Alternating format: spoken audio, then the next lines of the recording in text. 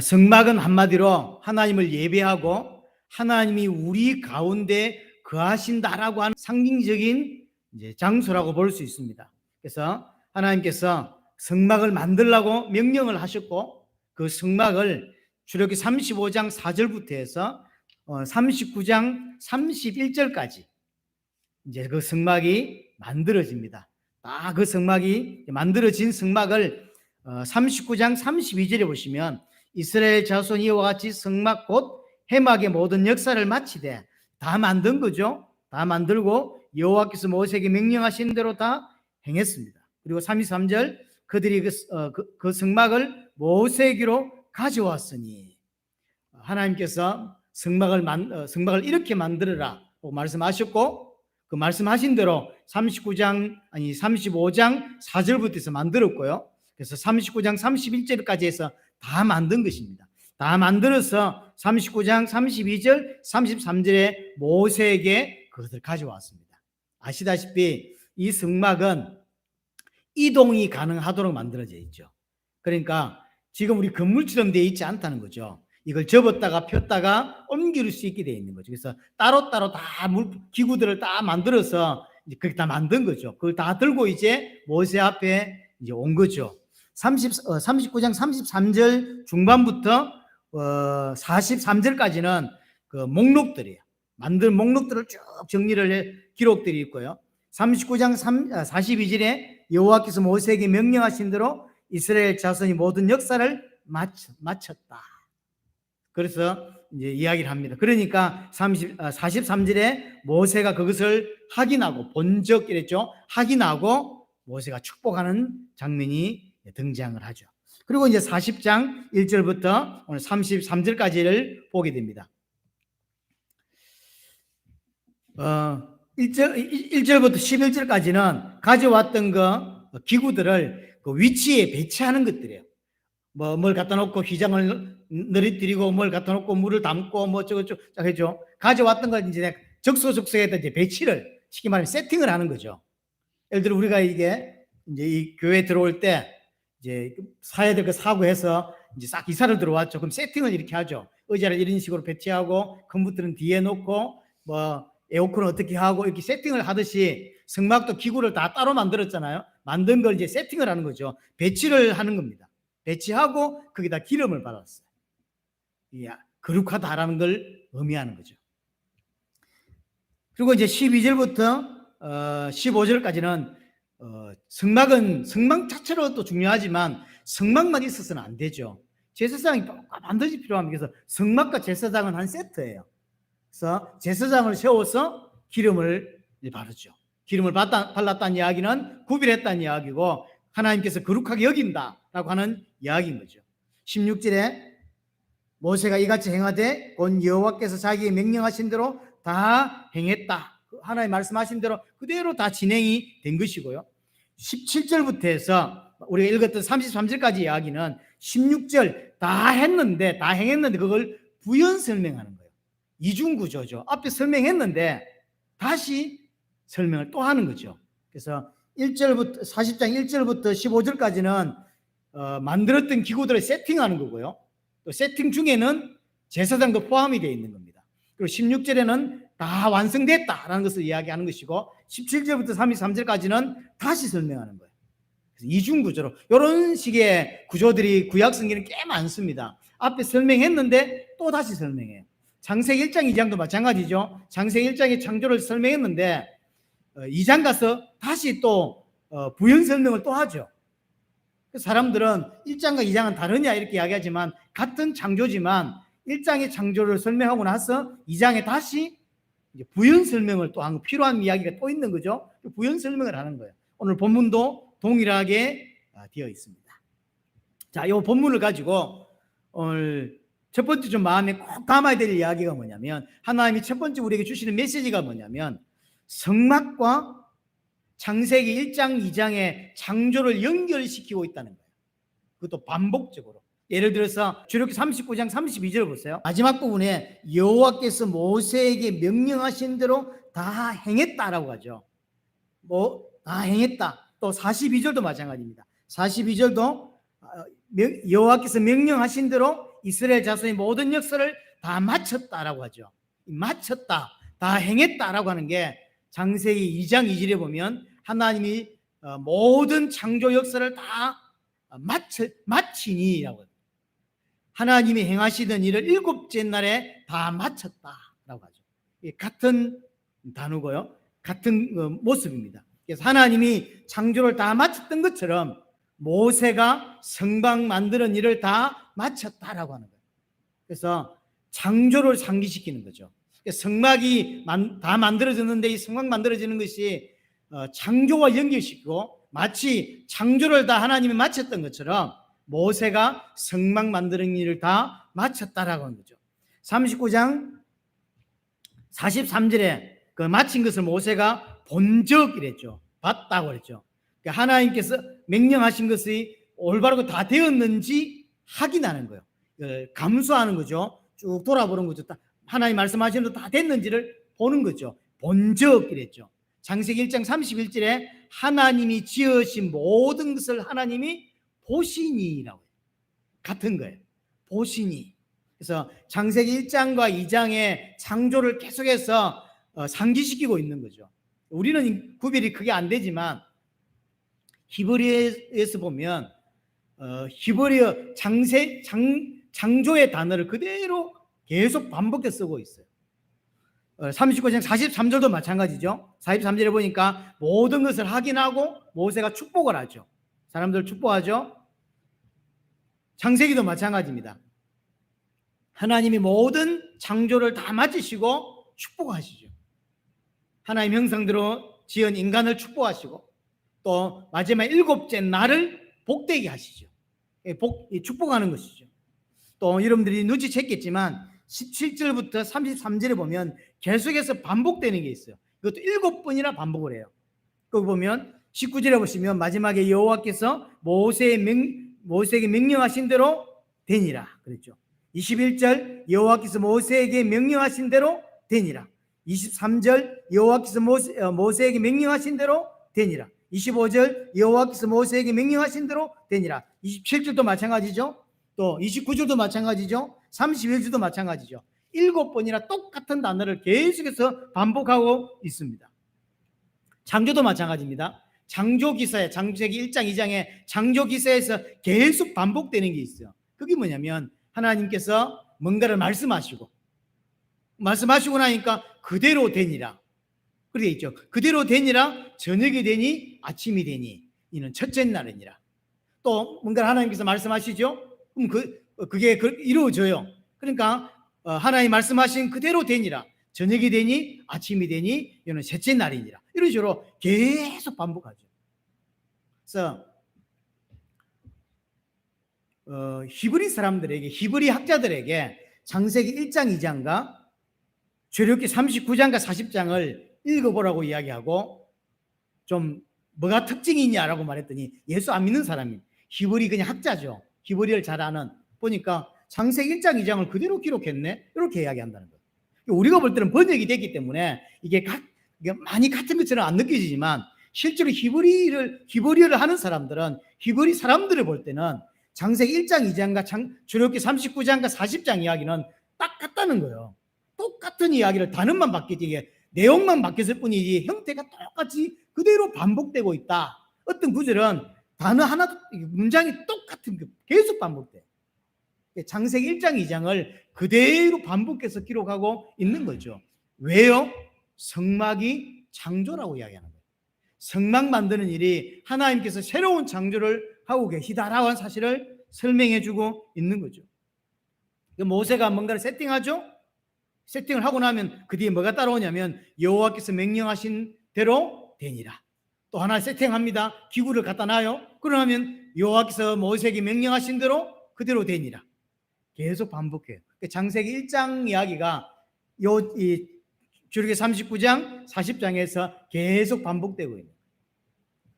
그것도 7번 반복된다고 했는데 창세기에 가면 안식일 포함 창조가 며칠 동안 이루어지냐면 7일 동안 이루어지죠.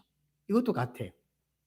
그래서 하나님께서 지금 창조 일을 하셨는데 성막이 곧 하나님의 새로운 창조다라는 사실을 지금 이스라엘에게는 설명하는 거예요. 창세기 저자와 출애굽기 저자가 같은 사람이죠. 모세입니다. 그러니까 창세기를 기록한 사람도 모세고 이것을 또 출애굽기를 기록한 사람도 모세라고, 그러니까 같이 쓰고 있는 거예요. 이게 지금 창조다라는 사실을 의도적으로, 그래서 성막과 창조를 연결시키고 있는 거죠. 성막 만드는 것이 창조고 그 성막이 완성되었다고, 그 새 창조가 완성되었다는 걸 우리에게 보여주는 거죠. 하나님 주시는 메시지예요. 성막 완성을 통해서 하나님 주시는 메시지가 뭐냐면, 지금 성막 만드는 이 일이 하나님 앞에 창조의 일이고, 성막이 완성된 이 일은 하나님께서 창조를 완성하신 일이다. 하나님 보실 때는, 너희 볼 때는 물건을 만들고 기구를 만드는 것 같지만 하나님 보실 때는 창조를 하는 거죠. 이게 왜 중요합니까? 옛 창조, 하나님께 처음 창조하시고 에덴을 만드시고 아담을 만드시는 그 첫 창조가 인간의 죄로 말미암아 무너져 버렸죠. 그래서 그 무너졌던 옛 창조를 새 창조로 회복하고 완성하는 장면이 성막의 완성인 거예요. 그래서 모세 입장에서 보면 창세기 1장 2장과 출애굽기 39장 40장 이야기가 같은 이야기라는 거죠. 천지를 창조하시고 에덴을 만드시고 인간을 만든 것이 창조고요, 성막을 만들어서 무너졌던 옛 창조를 다시 회복시켜서 인간을 위하여 다시 하나님을 만나고 하나님과 교제할 수 있는 성막을 만드는 이것이 하나님의 새로운 창조라는 거죠. 같은 이야기라는 것이죠. 무너졌던 창조를 다시금 회복시키는 이 일을 하고 있다라고 이야기를 하는 거예요. 40장 17절 보세요. 둘째 해 첫 달 곧 그 달 초 하루에 성막을 세웠다라고 이야기했죠. 둘째 해 첫 달 초하루. 초하루가 언제죠? 1월 1일이죠. 언제 성막을 세우게 됐냐면 출애굽한 지 딱 1년 만에 6월절을 너희의 첫 달이 되게 하라라고 말씀하셨죠. 기억납니까? 출애굽기 12장에 보면 세상 달력과 좀 다릅니다. 세상 달력은 그날이 아니요. 하지만 출애굽기 12장에서 애굽에서 빠져나온 날을 너희의 첫 달이 되라 했죠. 그럼 6월절이 언제냐면 1월 14일이죠. 그러면 이제 출발한 날은 1월 15일이라고요. 그리고 시내산에 거의 2달 가까이 걸려서 시내에 도착했고, 말씀 받아서 지금까지 뭐 했냐면 성막을 만들었어요. 그리고 성막을 딱 이제 세팅한 날이 언제냐면 그 다음에, 그러니까 만 1년 1월 1일인 거죠. 1월 1일 날 성막을 세운 거죠. 최로 출발하는 그날, 우리가 예수를 그리스도로 믿고 구원받은 그날이 내 인생의 새로운 출발이죠. 새 인생이에요. 다른 날입니다. 완전히 다른 날이에요. 그래서 하나님께서 이스라엘에게 새 달이라 그랬어요. 완전히 바뀐 거죠. 그리고 성막이 세워졌는데 그것도 새로운 창조라는 거예요. 하나님 앞에서는 새롭게 시작되는 중요한 날인 거죠. 그래서 이 성막을 만들고 이제 제사장을 세우죠. 이 성막만 있으면 안 돼요. 성막 자체도 중요한 것이지만 성막만 있으면 안 되고요, 제사장이 있어야 이 성막이 온전한 것입니다. 그래서 12절부터 16절까지 이제 제사장을 세워서 기름 붓는 장면이 나오게 됩니다. 자, 두 번째, 이 성막은 그렇게 중요합니다. 하나님께서 이 땅에 임하시고 하나님의 영광이 이 땅에 자리 잡고, 그래서 하나님 우리와 함께 하신다고 말하는 가장 중요한 상징이 성막이란 말이에요. 그래서 구약시대는 성막이 너무나 중요한 역할을 하죠. 그래서 우리가 느낄 때 성막은 그리스도의 그림자고 예표다라고 생각하지만 맞습니다. 하지만 그렇게 끝날 정도로 작은 게 아니에요. 성막은 굉장히 중요하고 성전은 굉장히 중요하죠. 왜 그러냐면 하나님의 새 창조거든요. 이 땅에 무너졌던 아담의 죄로 말미암아 무너졌던 이 땅에 새로운 창조를 시작한 게 성막이기 때문에 하나님 앞에서는 천지 창조만큼이나 중요한 게 성막 만드는 거예요.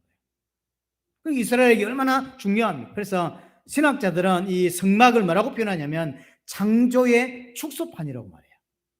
똑같은 데라는 게 좀 작게 만들었을 뿐이지 창세기 1장 2장에 만들었던 것 창조와 동일한 사건이 성막이다라고 신학자들은 이야기한다고. 그래서 창조의 축소판이라는 거죠.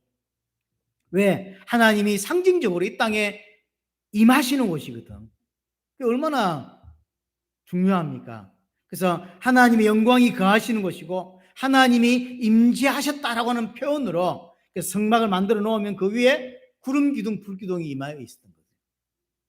하나님이 임하셨다라고 하는, 기억나실 겁니다. 모세가 시내산에 올라갔을 때 구름이 쫙 끼죠. 그걸 표현하는 거죠. 성막을 만들어 놓으니까 그 성막 위에 구름이 쫙 내려앉아요. 그리고 어떨 때는 불기둥이 내려앉습니다. 왜? 그게 뭐냐면 하나님이 이곳에 임하셨다라고 하는 의미인 것이죠. 쉽게 말하면 성막은 하나님이 자기 백성을 만나고, 이스라엘로 말하면 이스라엘이 하나님을 만나고 하나님과 교제하는 장소, 교제할 수 있는 공간이라고. 중요하죠. 완전히 새로운 창조를 하나님이 하신 것이거든요. 그걸 왜 해야 되냐? 옛날 창조는, 옛날 하나님께서 만드셨던 그 옛 창조는 인간의 범죄로 그 공간이 오염돼 버렸죠. 그 공간에서 하나님 만날 수가 없는 거예요. 그래서 하나님을 만날 수 있는, 하나님이 하나님의 자기 백성을 온전히 만나고 교제할 수 있는 새로운 장소를 하나님께서 만드신 거예요. 이걸 재창조라고 이야기를 하는 것입니다. 그래서 성막을 다른 말로 새 에덴이라고 하는 거죠. 교회들 중에 가끔 새 에덴이라고 있는데요. 그 새 에덴이 성막이고요. 그럼 새 에덴의 실체는 어디입니까? 새하늘과 새 땅이에요. 그래서 이 성전이 왜 중요하냐면 결국 이 성전은 나중에 완성될 천상의 성전, 정확히 말하면 성전이라고 표현해야 될지 모르지만 그 천상의 그 새하늘과 새 땅에는 안에 들어가면 성전이 없다 그랬어요. 왜 그러냐면 그 자체가 성전이거든요. 그러니까 성전이 없는 거죠. 그걸 예표하는 거예요. 그래서 새 에덴이라고. 얼마나 중요합니까? 그래서 구약 역사 안에서 성막이 굉장히 중요한 역할을 하는데 실제로 이스라엘 백성들 앞에는 이 성막이 그만큼 중요한 역할을 했는가? 못했어요. 못해요. 성막이 하나님께서 성막을 이스라엘 백성에게 준 이유는 뭐냐면 그들과 함께 하기 위함이고 그들과 교제하기 위함이라고. 그럼 성막이 이스라엘 백성들에게 그런 역할을 했냔 말이에요. 하나님이 임재하시고 그들을 만나고 그들과 교제하고 그들이 하나님 백성들에게 살 수 있는 삶으로 그들이 변화됐냐? 전혀 그런 역할을 별로 못했어요. 왜요? 이스라엘의 죄 때문에. 그래서 성막을 만들고 성막을 통해서 하는 희생제사, 이런 제도 자체가 잘못된 게 아니에요. 성막이 필요 없는 거 아닌가 그러면, 왜냐하면 이스라엘이 성막 만들어 놓고 제사장 세우고 피제사 드림에도 계속 범죄하고 계속 무너지거든. 그래서 성막 거기 뭐 필요하나? 이런 생각이 들 수 있다고요. 하지만 성막이 문제가 아닌 거예요. 제사장이 문제가 아니라 성막이 있고 성전이 있어도 그들에게는 소용이 없었던 거죠. 그들에게는 무용지물이었어요. 왜 그러냐면 죄 때문에. 죄를 해결하고 하나님을 만나고 하나님과 교제하고 하나님이 주신 은혜를 누리고 하나님의 인도를 받고 하나님의 축복을 이 땅에 누리며 살도록 하기 위해 주신 게 성막인데, 그게 성전인데 전혀 성전의 역할을 부여하지 못해요. 그럼 성전이 잘못돼서 그런 거냐? 아니요. 인간이 죄인이기 때문에 소용이 없는 거예요. 그래서 죄인인 인간이 자신들의 죄 때문에 하나님이 그 특별히 주신 그 성막을 계속 왜곡시켜 버려요. 그래서 어느 정도냐? 무용지물처럼 돼버린다니까. 그래서 성경에 보시면 이사야 1장에 보시면 하나님 뭐라고 말하냐면 헛된 재물을 가져오지 마라. 너희가 성전에 와서 기도해도 난 듣지 않을 거다. 성전에 오지 마라. 나는 너희가 흘리는 그 피, 너희가 내게 주는 그 드리는 피에 이제 지쳤다. 이제 오지 마라. 이렇게 이야기하죠. 성전 만드는데 이렇게 뭐랄까요? 노력을 기울여 놓고 성전 오지 말아요. 나는 너희가 그 피제사 안 받는다. 호세아 6장 6절에도 나는 인애를 원하고 제사를 원하지 않는다. 제사를 원한다고 해놓고는 제사를 원하지 않는데요. 나는 번제보다 하나님 아는 것을 원한다. 하나님 알고 하나님을 배우고 하나님을 체험하고 하나님의 사랑을 체험하기 위해 주신 게 성막인데, 성전인데 성전의 역할을 못하고 있는 거죠. 그래서 오지 말해. 아모스 5장에도 보면요, 너희가 성회로 모이는 것을 나는 기뻐하지 않는다. 모이는 걸 기뻐하지 않는데요. 오지 말래 성전에. 시편 40편, 시편 50편, 또 말라기에서도 보면요, 누가 저 성전문을 닫아서 더 이상 성전 안으로 들어와서 제사하는 일을 못하도록 누가 문을 좀 닫아라 이렇게 이야기하죠. 나는 너희 피제사 안 받는다. 너희가 드린 염소 피에 지쳤다. 그렇게 이야기하잖아. 그럼 성막이 잘못된 겁니까? 성전이 잘못된 겁니까? 아니요. 하나님을 깨닫고 하나님을 만나고 하나님과 교제하고 하나님으로 원래 아담에게 허락하시려고 하셨던 그 축복을 받아 누리게 하기 위해 주신 게 성막인데, 성막이 구약시대에 보면 그렇게 중요한데 전혀 역할을 못 해내는 거예요. 역할을 못 해내는 거예요. 왜 그러냐? 이스라엘의 죄 때문에. 이스라엘은 계속해서 이 성막이라든지 제사 제도라든지 이런 것들을 전부 다 남용하고 왜곡해요. 또 뭐와 같이 하냐면, 우상을 숭배하는 사람들이 자기들의 신전에 우상을 깎아 만들어 놓고 섬깁니다. 절하고 섬기죠. 왜 섬깁니까? 목적은 하나입니다. 자기가 깎아 만든 그 우상이 대단하기 때문도 아니고 위대하기 때문도 아닙니다. 그것을 섬김으로 말미암아 내가 혜택을 받기 때문이죠. 내가 원하는 것을 얻어내기 위해서 그 신을 섬기는 거라고. 쉽게 말하면 내가 신을 섬기는 것처럼 보이지만 내가 신을 컨트롤하는 거예요. 이렇게 하면 요거 해주세요. 그거거든요. 지금 이스라엘이 딱 성막을 그렇게 이용하는 거예요. 하나님을 컨트롤하기 위해서 성막을 이용한다고. 그러니까 자기가 원하는 것을 얻기 위해서, 자기에게 혜택을 받기 위해서 성막을 가지고 하나님을 섬기고 하나님을 자기 유익을 얻기 위한 수단으로 성막과 하나님을 이용한다니까. 그건 신앙이 아니란 말이에요. 모든 종교는 하나님을 컨트롤하려고 그래요. 그러니까 하나님 자체에 관심 있는 게 아닙니다. 하나님 자체에 관심 있는 게 아니라 하나님이 이걸 좋아한대. 그래서 그걸 해주고 자기가 원하는 걸 얻어내려고 하는 거예요. 하나님 이거 기뻐한다면서요. 이거 해주고 이거 주세요. 그래서 하나님을 컨트롤하는 거예요. 그게 우상숭배라고. 지금 교회 그렇죠? 지금 교회가 대부분 교회 이렇습니다. 주일날 내가 교회 와서 예배하고 헌금할 테니 이거 해주세요. 제가 작정기도 딱 30을 할 테니, 새벽기도 딱 30을 할 테니 우리 아이 이거 해결해 주세요. 그거거든요. 그러니까 컨트롤하려고, 하나님을 자꾸 컨트롤하려는 거죠.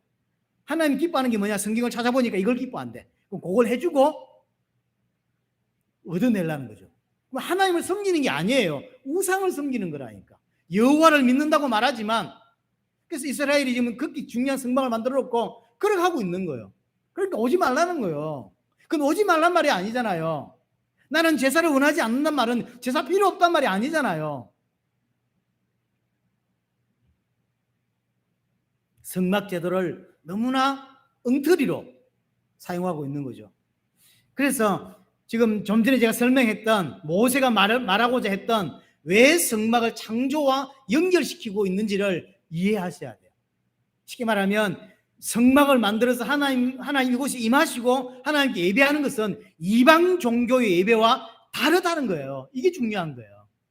이방 종교는 우상을 만들어 놓고 섬기면서 자기 원하는 것을 얻어내려고 하는 거잖아요. 하지만 성막은 창조라는 거예요. 창조가 연결시키는 거예요. 왜냐하면 여호와 하나님만이 참 하나님이고 여호와 하나님만이 내 인생의 주인이고 여호와 하나님 섬기는 것은 우상 섬기는 거 다른 거다. 우상 종교 섬기는 거 다른 거다. 라는 설명을 해야 되는 거예요. 그래서 창조가 연결시키고 있는 거예요.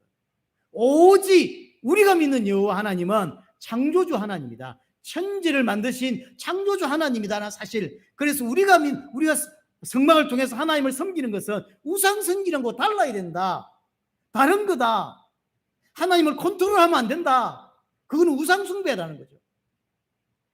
내가 이렇게 해줄 테니, 내가 가능한 주일날 안 빼먹고 교회 와서 헌금도 하고 기도도 해줄 테니 하나님은 이거 해주세요 라고 하는, 하나님을 자꾸 컨트롤하고 하나님을 이용해 먹고, 그거는 하나님 믿는 거 아닙니다.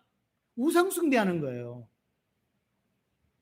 그래서 다른 예배다, 다르다는 것을 설명하기 위해서 성막을 창조와 연결시키고 있고 우리에게 이걸 설명하고 있는 것입니다. 그래서 성막의 가장 중요한, 성막이 완성되었는데 가장 중요한 핵심 포인트가 뭐냐? 그게 뭐냐면 하나님은 우상 같은 존재가 아니라는 거예요. 하나님은 누구냐? 창조주 하나님이고 나는 그의 피조물이라는 거죠. 하나님은 내 인생의 주인이고 나는 종이다. 하나님이 말씀하시면 오케이, 이게 우리라는 거죠. 그래서 성막의 핵심 포인트는 여호와 하나님만이 창조주 하나님이고 여호와 하나님만이 진짜 하나님이다 라고 하는 고백이 되게 하는 역할, 그게 성막의 역할입니다. 사실. 그래서 이걸 아는 자만 성막에 들어가서 올바르게 예배할 수 있는 것이고요. 이 성막의 실체가 새하늘과 새 땅이라고 그랬습니다. 그럼 새하늘과 새 땅에 들어갈 수 있는 구성원이 어떤 사람일까요? 정말로 여호와 하나님을 내 인생의 주인으로, 창조주 하나님으로 믿는 자만 들어가는 거예요. 이 땅에서는 모르죠. 이 땅에서는 교회 다니고 목사도 하고 집사도 하기 때문에 이 사람이 진짜 하나님을 그렇게 믿는지 안 믿는지 몰라요. 직업으로 목사하는 사람이 얼마나 많은데요. 근데 그 모습 가지고 모르는 겁니다. 그래서 이 땅에서 양육하는 거예요. 근데 전국에 새하늘 새 땅에서 안 들어간 것 보니까 이 땅에서 그렇게 하나님을 안 믿은 거죠. 아, 예수 믿었는데 그렇게 양육이 안 됐단 말입니까? 아니요. 우리는 그 과정을 몰라요. 아, 새하늘 새 땅에 안 들어온 거 보니 처음부터 안 믿었구나, 이렇게 알 수 있는 거예요. 그렇죠. 하지만 가정 속에서는 다 섞여 있는 거예요. 그 사람이 목사하고 성경을 가르치니까 신앙이 좋은 줄 안다고. 교회를 오래 다닌 장로님이고 교회 오래 다닌 근사님이고 집사님이기 때문에 신앙이 좋은 줄 알아요. 하지만 새하늘과 새 땅에 들어가는 구성원은 어떤 사람이냐면 정말로 여호와 하나님이 나의 구원자다, 여호와 하나님만이 신이다, 여호와 하나님만이 나의 하나님이다 라고 고백되어지는 그 사람만 들어간다니까. 그래서 새하늘과 새 땅의 구성원은 그 고백된 자예요.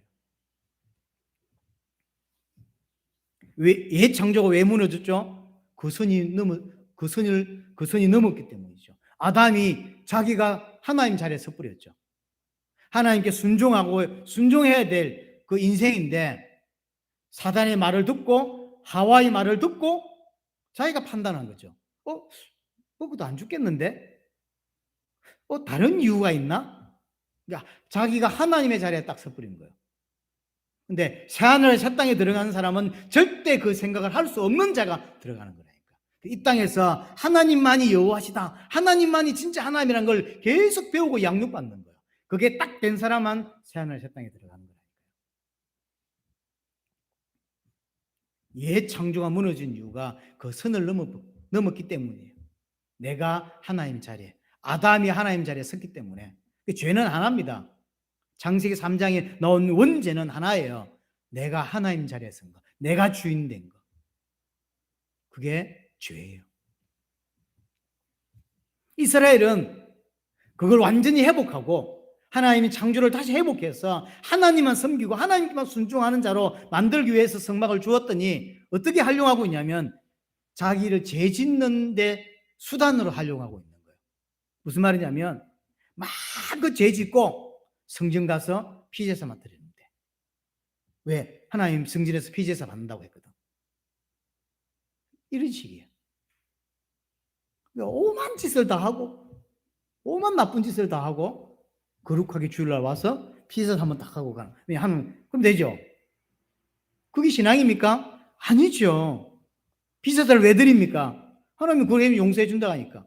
용서해 준다고 하니까 가는 거죠. 성막과 제사 제도를 계속 남용하고 왜곡하고 하나님을 이용하는 것이고 하나님을 우상으로 섬기는 것이지 신앙이 분명히 아니라는 거죠. 그것은 지금 우리도 마찬가지라는 거예요. 우리도 하나님 우리에게 복음을 주셨습니다. 근데 복음을 내 유익을 위한 도구로 이용하는 그런 성도가 얼마나 많은지 몰라요. 왜 그럴까요? 복음이 뭔지 모르고 하나님의 사랑과 은혜가 뭔지를 사실을 모르니까 복음을 자꾸 왜곡하는 거죠. 정확히 말하면 그건 복음 믿는 게 아닙니다. 희생제사는 예수 그리스도의 십자가를 예표하는 거잖아요. 얼마나 중요합니까? 예수님이 내 대신 피 흘려 죽으셔야만 내가 용서받을 수 있다라고 하는 것을 예표하는 거란 말이에요. 희생제사가 얼마나 중요합니까? 근데 그 복음을 우상숭배로 변질시키고 왜곡시켰단 말이에요. 오만 죄를 다 짓고 피제사 드리면 되지 뭐.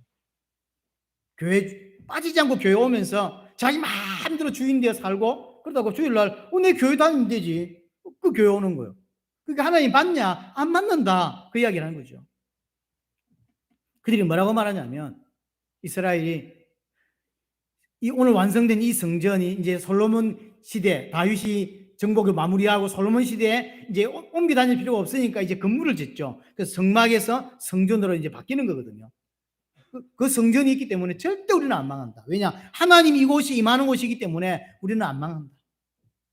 그렇게 생각해요. 그래서 실제로 아수르가 18만 5천 명이 쳐들어왔는데 안 망했거든요. 이게 이스라엘 백성들의 기억에 깊이 들어가 있어요. 우리는 하나님이 함께하는 백성이다. 하나님 이곳이 임하신다. 그래서 우리는 성전이 있기 때문에 절대로 안 망한다 생각한 거죠. 계속 왜곡하는 거예요. 우리는 예수 믿기 때문에 절대 안 망해 이 생각 하나로 어떻게 믿는데 예수를 믿는다는 게 도대체 엉터리로 믿으면서 사실은 믿는 게 아니면서 자기는 예수 믿는데 생각해. 하나님 믿는 게 아닌데 하나님 믿는다고 생각하는 거예요. 마치 이스라엘 백성이 성전이 여기 있기 때문에 우리는 안 망해.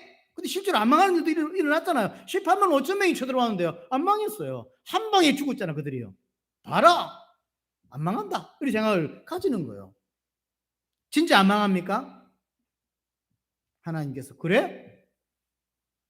바벨론을 보내죠. 바벨론을 보냈어요. 일시에만 이스라엘 백성을 다 밟아 죽여버리죠. 진짜 안 망해? 보는 거예요. 성전이 있으면 안 망하는 거야? 그건 하나님 믿는 게 아닌데 지금 그 성전을 남용하고 오용하고 예수 믿는 게 아닌데 하나님 믿는 게 아닌데 그래서 하나님께서 가나안 쫓아내 버리잖아요. 지금 이스라엘 백성이 가나안 가고 있잖아요.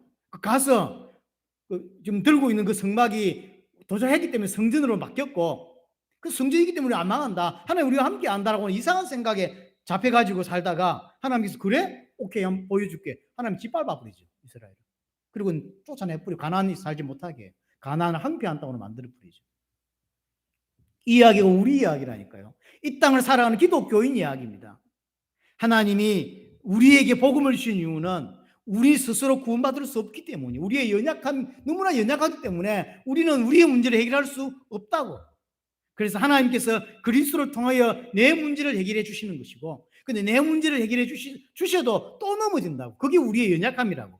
맞죠?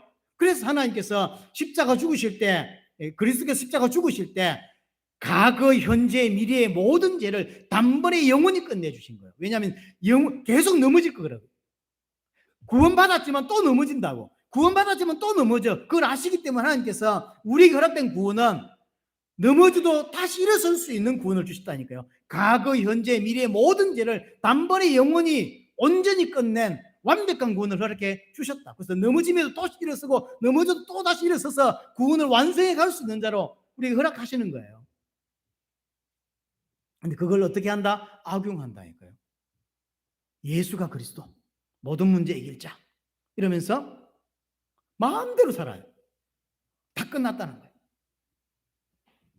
그래서 이 예수가 그리스도 모든 문제 해결자 이 단어도 저는 이해 못했다고 생각하고요. 무슨 의미인지를 몰라요. 모르고 그게 복음이고 자기가 마음껏 지 마음대로 살고자 하는 그 동기를 만들어주는 단어가 되어버렸어요. 술 안 먹던 인간이 예수는 그리스도 모든 문제 해결자 끝났네 이러면서 막 마시고 오만 짓을 다 하면서 다 끝났다 하면서 그 피드스치 보셨죠? 막 그 못된 짓 해놓고요 성령이 네 안에 계신 거 알지? 기싸대기를 날려야 되는데 그런 것들은. 근데 그렇게 생각 안 한다니까요. 다 끝났다면서. 뭐가 끝났다는 거예요 도대체? 끝났다는 걸 어떻게 믿는 거예요 도대체? 이스라엘이 성막을 이상하게 남용하고 이상하게 왜곡하고 변질시켜서 지 재짓기 위해서 이용해 먹는 것처럼 이 땅의 기독교인들이 복음을 그렇게 이용해 먹는다고요. 예수님 내 죄 다 해결했다. 그래서 어쨌다고요? 마음껏 죄 짓는 거예요. 지 마음대로 살아요. 교회 오고 싶으면 오고 가고 싶으면 가고 지가 주인 된 인생을 살아간다고. 그게 믿는 게 아니라니까요. 오늘 교회 가도 되겠네. 가요. 그리고 얘도 가버려 집에 또 가버려요. 자기가 주인이에요. 악용한다니까 전부 다. 정말로 복음을 받은 사람은 그런 생각 안 합니다. 만약에 복음 받은 자가 인약해서 넘어졌죠. 실수했습니다. 죄를 지었다고 칩시다. 그 사람은 주님이 다 해결하셨어. 감사하네. 이렇게 생각할까요? 아니라니까요. 죄에 대한 한탄을 한다니까요. 하나님이 나에게 어떤 구원을 허락하셨는데 난 또 이렇게 넘어졌단 말인가? 하나님 저를 왜 이랬습니까? 하나님 저를 용서해 주십시오 하고 무릎 꿇고 울고 불고 빌게 돼 있어요.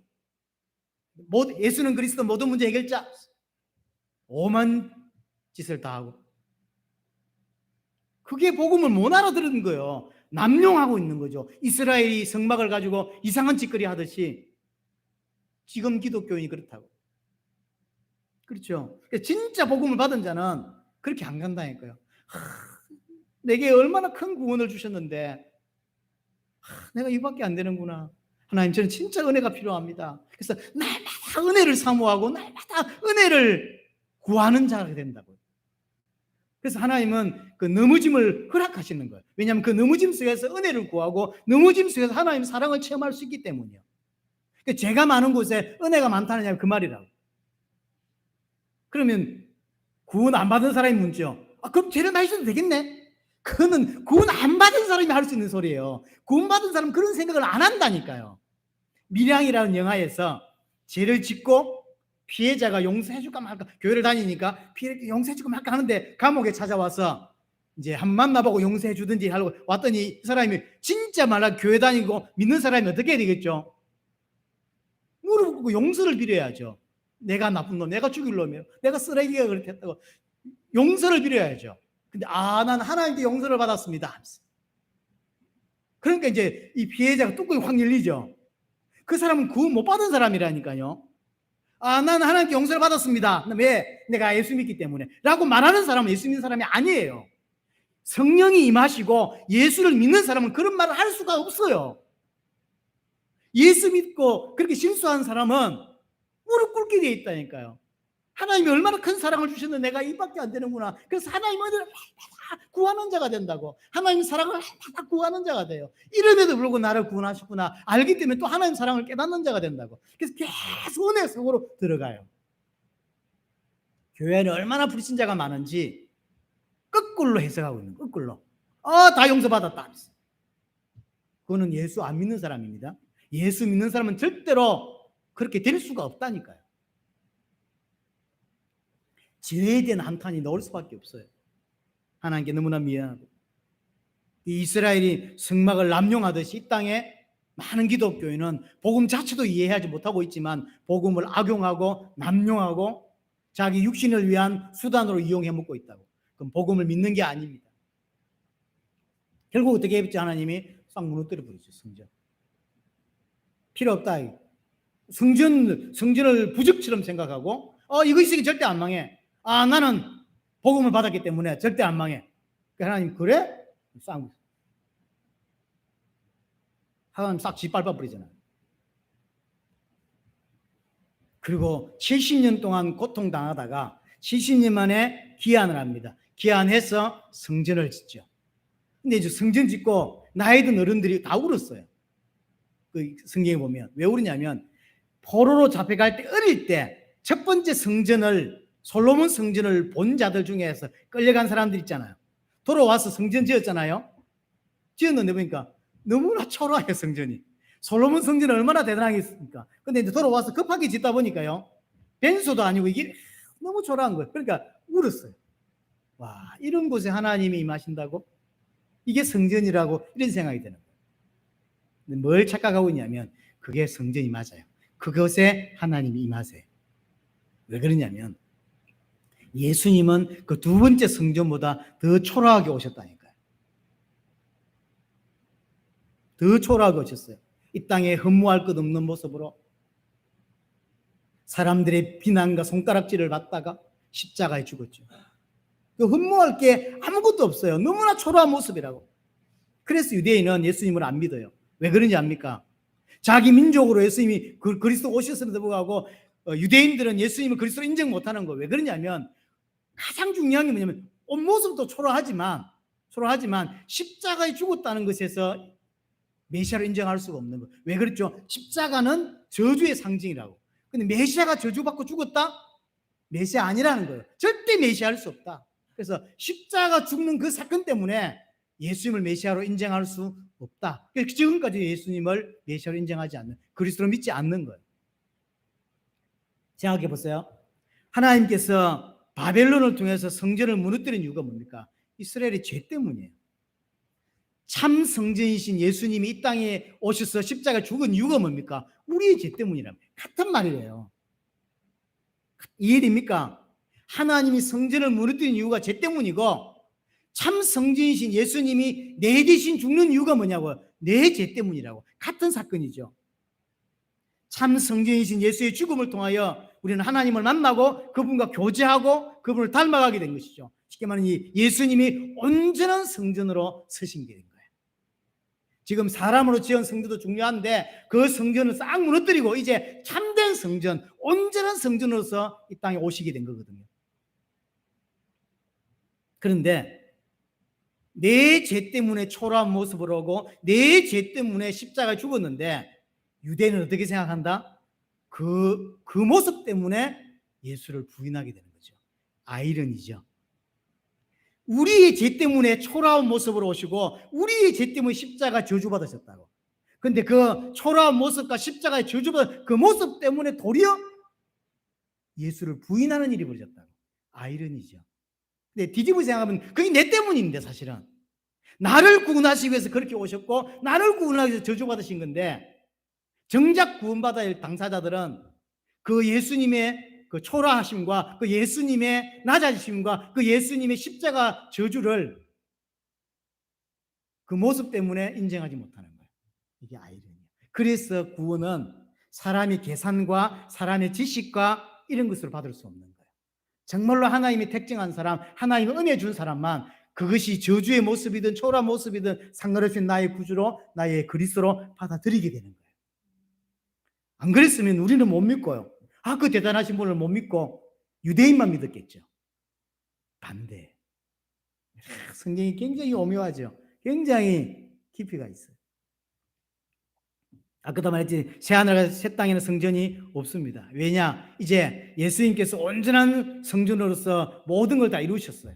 그래서 이제 하나님을 어떤 장소에서 건물에서 만날 필요가 없는 거죠. 새하늘과 새 땅이 성전이에요. 또한 더 중요한 거, 그 어마어마한 성전이 참 성전이신 예수님이 오셔서 온전케 하셨고 이제 성령을 내게 보내주심으로 나를 성전 삼아주셨죠. 고린도서 3장 16절. 내가 성전인 거예요. 또 다른 성전이 이제 필요하지 않아요. 그러니까 사실은 이 교회 건물을 우리는 뭐 빌려서 쓰는 거니까 뭐 교회 건물이라고 했지 모르겠지만 사실 성전이라고 하지 않아요. 그냥 편하게 그냥 성전이라고 표현하지만 저는 성전이라는 단어 잘 안 씁니다만 우리가 성전이에요. 하나님이 거하시는 성령으로 거듭난 성전인 거죠. 거듭났다고 말하죠. 거듭났단 말은 새로 태어났다는 거죠. 이게 뭐죠? 새 창조예요. 성막이 새 창조라고 그랬죠. 제가 성전이 됐죠. 성령이 내게 오심으로 제가 성전됐고 거듭났죠. 그걸 보고 새 창조라고 하는 거예요. 하나님이 새 창조를 계속 이루어가고 계시는 거죠. 그래서 고린도서 5장 17절에 보면 우리가 새로운 피조물이라고 그랬거든요. 새로운 창조물이라는 이야기인 것이죠. 그렇게 해서 성막이 이제 완성이 되어졌습니다. 성막의 완성의 핵심이 뭐냐? 하나님을 하나님으로 믿게 하는 데 있다는 것이죠. 하나님은 창조주 하나님이고 우리는 피조물임을 고백하게 만드는 거예요.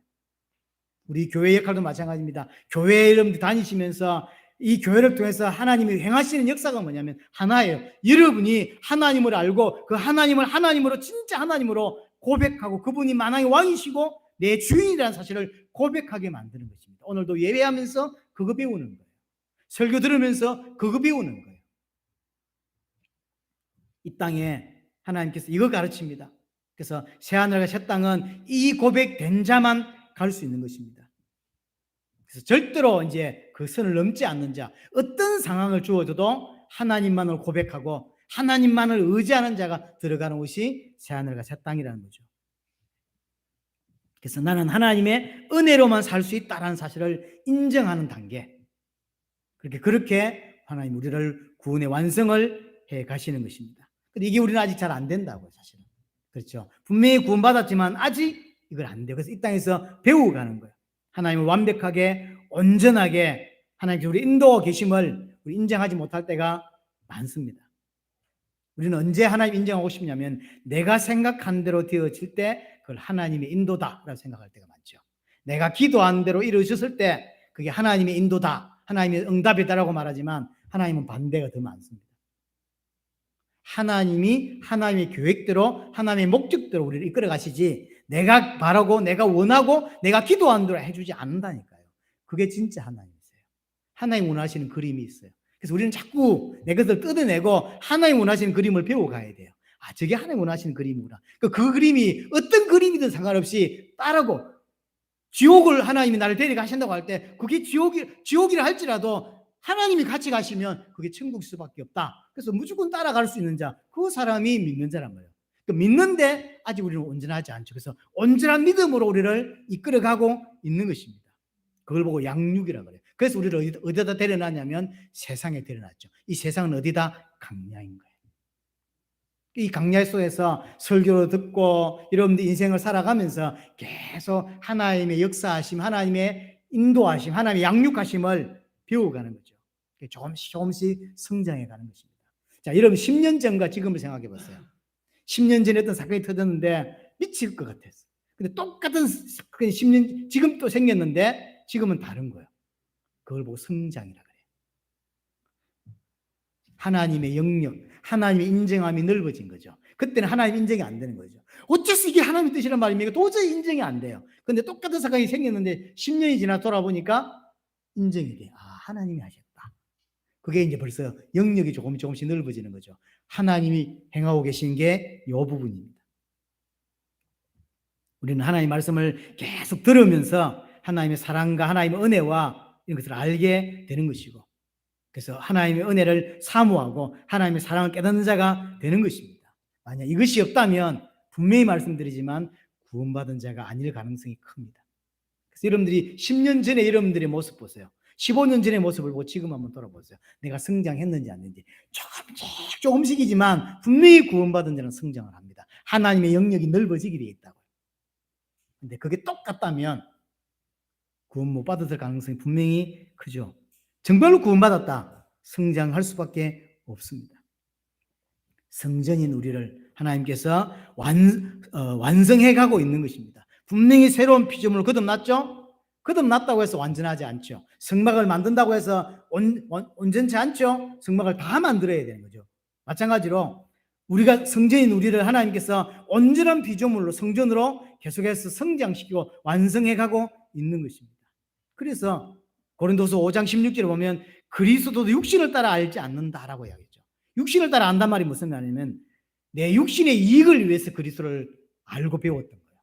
하지만 이제 더 이상 자기 자신을 위해서, 내 자신을 위해서 그리스도를 이용하는, 그리스도를 육신으로 아는 자가 아니다라고 이야기하는 거예요. 하나님은 지금도 우리 안에 이 일을 행하십니다. 어떤 일요? 성전을 완성하는 일. 제가 구원받았죠. 우리가 구원받았죠. 구원받은 우리가 성전인데 그 성전이 완성해가는 그 일을 행하고 계신 거죠. 그 내용이 뭐냐? 하나입니다. 하나님을 인정하는 거죠. 하나님을 하나님으로, 나의 주인으로, 창조자로 인정하고 나는 피조물이라는 사실을 깨닫는, 그 하나님 지금도 일하고 하고 계시는 역사인 것입니다. 이 은혜가 여러분들에게 반드시 있게 되기를 바랍니다.